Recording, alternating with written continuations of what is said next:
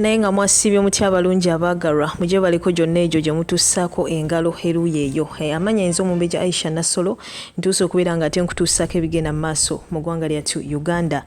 Butereevu tukyali ku Pastor Bujingo. Go amawulire ga Pastor Bujingo gakyefuze eggwanga lyattu Uganda olw'ebyo ebyagwawo ebigambibwa mbu Pastor Bujingo bw'atyo yasimatuka okubeera nga ate attibwa wabula ate ye driver we ye bw'atyo munnange n'akafiiramu. Kati nno internet ebadde ate okutte wansi ne waggulu naddala omukutu ogwa Facebook saaka ate ne wali ku TikTok nga bloggers ab'enjawulo saaka ate ne ba TikTokers ab'enjawulo buli omu avaayo n'agamba nti endiga Pentagon munnange bagyerabire wabula amawulire ge nandiise amalungi gali nti Pastor Bujingo olunaku olwaliro avuddeyo bw'atyo n'ategeeza abantu bonna saaka ate n'endiga ze nti Pentagon bw'etyo yakuzimbibwa omwaka guno gwennyini. Atutegeezezza nti omusingi gwa Pentagon gwakubeera nga ate gusimwa omwaka guno gwennyini era bw'etyo Pentagon egene maaso n'okubeera nga ate ezimbibwa. Kankulekereko akatambi ke ogene maaso n'okubeera nga ate okekkaanya wabula ate tweyongereyo mu mawulire amalala. Naye nga guno omwaka Katonda nga bw'ali omulamu Pentagon omusingi gwayo gujja kusimibwa ejja kuzimbibwa guno omwaka si mwaka mulala mwaka guno.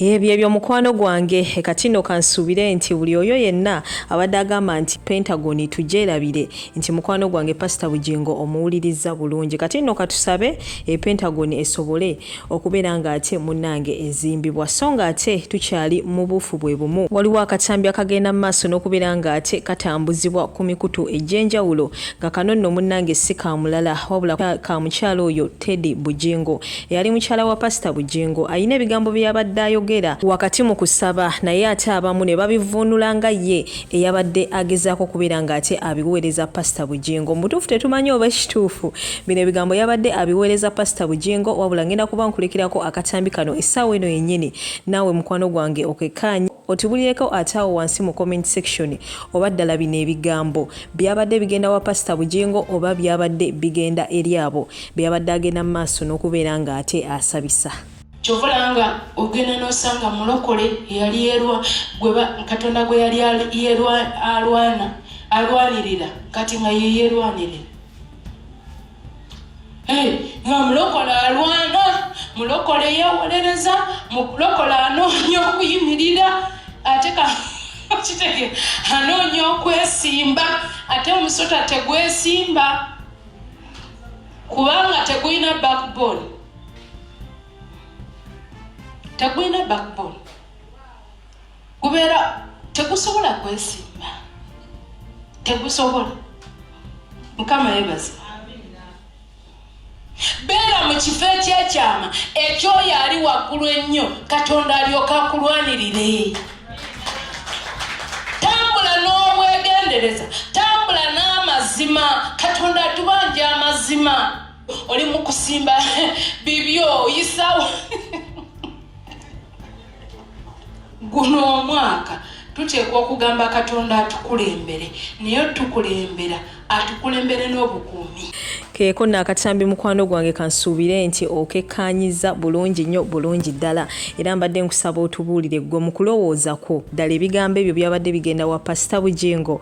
oba nedda baneeno babadde basala mugambo gwabwe. Kati nno munnange bye byate ebigenda mu maaso eruuyi eyo naye ng'ate we tuddako ku ludda olulala bw'atyo Calvin Kayanja ffenna gwe tumanyi obulungi yavuddeyo bw'atyo n'atutegeeza mbu Ashakama ffenna gwe tumanyi obulungi ono owa airport pick up eyeyita omunene w'eggwanga mbu munnange bamusibirako olubuto. Bino nno munnange tetubirinaako mu mitwe n'amagulu era tetumanyi oba ne Calvin Kayanja yavuddeyo n'atutegeeza amawulire gano oba ddala abirinako emitwe n'amagulu. Yatutegeezezza nti eddogo lingi nnyo eriri mu bino ebya airport pick up kinajjukirwa nti bangi nnyo kati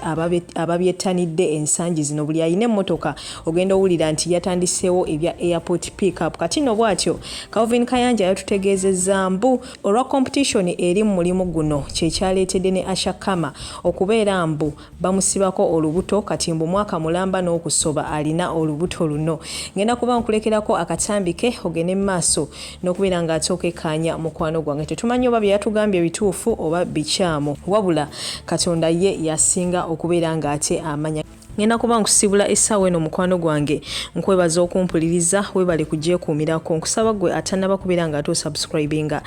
subscribinga teekako akadde olimo okubeera nga ate munange omissinga out updates. Goodbye for now, toseetuka ngenda kuba tenkomawo n'amawulire amala mangi nnyo nnyini ddala. Bamaada musembere ndubawo mbwe eddogo eriri mu airport pick up Entebbe Uganda wano mbwe abaana beekuba bazuka bw'otagwa ku accident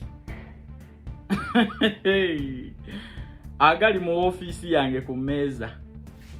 mbono baamusibirako olubuto naye nga ntalo ziri mu beeya pick up bannaabo eddogo mbwe eribalimu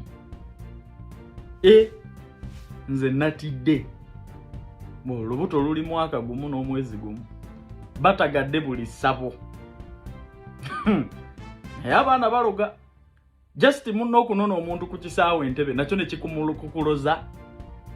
airport pick up kuzire mmoloka enneewole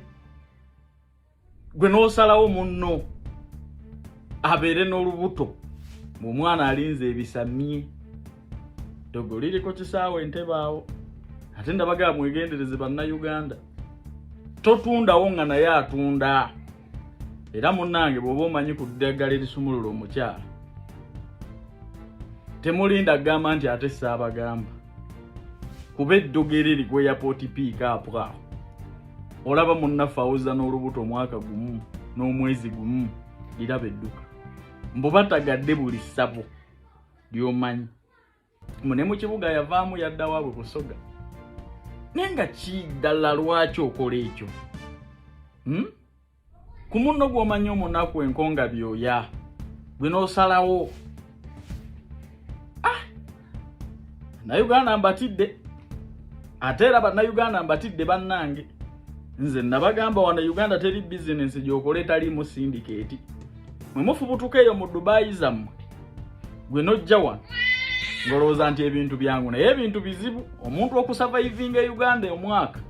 nga tebakubye ettalo tebakusibiddeeko olubuto weebaza Katonda kati omwana wuuyo mwaka gumu n'omwezi ogwa talaba kubisa batagadde buli ssabo talina mumbwa gy'atanywedde mbu yadda na mu kyalo eri waabwe Busoga ali eyo tewalina we batagenze nabo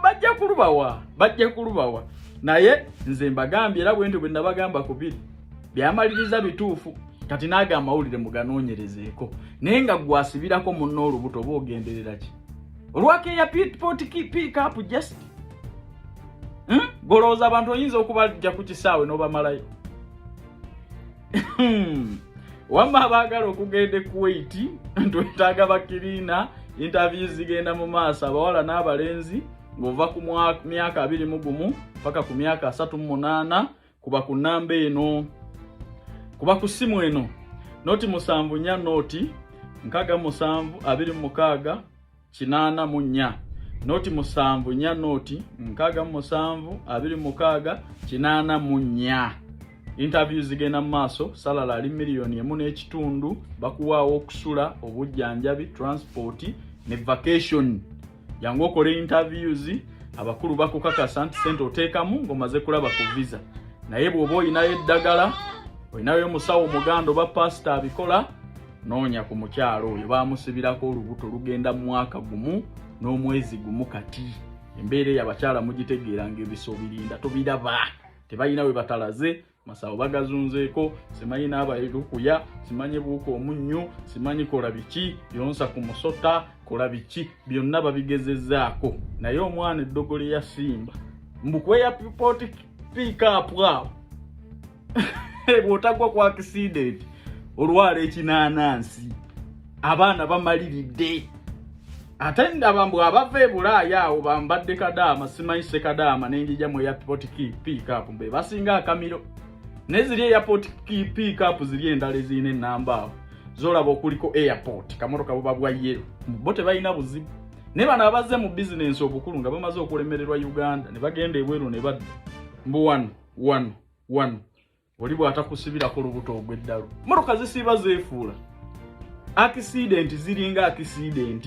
naye nga nsonga y'abantu gwe bakadamu oli baleeta yatuuse ku kisaawe yagala gwe abaamuleeta okulemesa munno kati yadda na mukyala ali wanyina bali ku doodo sente zonna kuva mu ssabo lino bayingira lino bayingira liri bayingira n'ebisamye saala zammwe kikulu nnyo era nga tuzeetaaga bamaada baswiti nze taata Black Man wanuka ejjisimu olwo sirenda nze abasabye